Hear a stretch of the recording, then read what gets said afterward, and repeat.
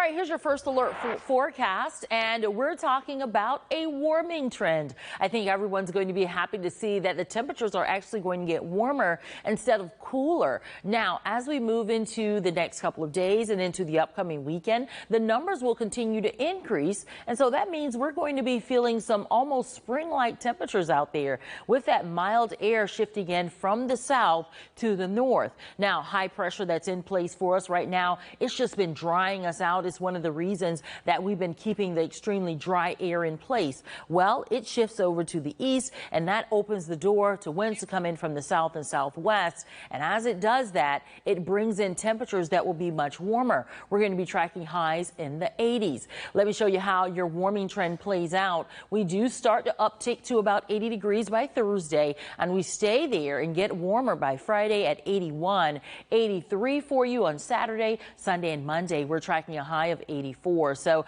a nice warm couple of days coming your way. So let's break down some of these numbers because this warm weather won't stay around forever. Eventually, we're going to see the warmer temperatures cooling down as we head into next week.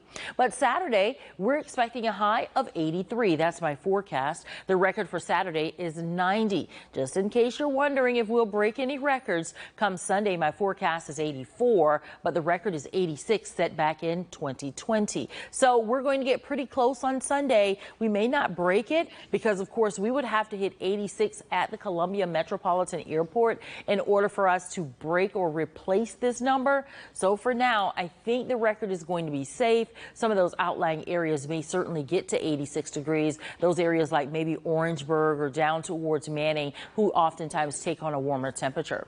As we head out to the tropics, we're still tracking the remnant moisture of Tropical Depression 21. It's almost out of here, and so before you know it, we're going to be done with it. It's just a rainmaker down near Nicaragua. And then there's Hurricane Tammy now. Still a decent hurricane with winds at about 75 miles per hour. Movement is to the northeast at 8 miles per hour. Expected to remain a Category 1 hurricane until about Thursday or so. It reaches cooler waters, dies out, and then heads over towards Bermuda to give them some rough surf and higher swells.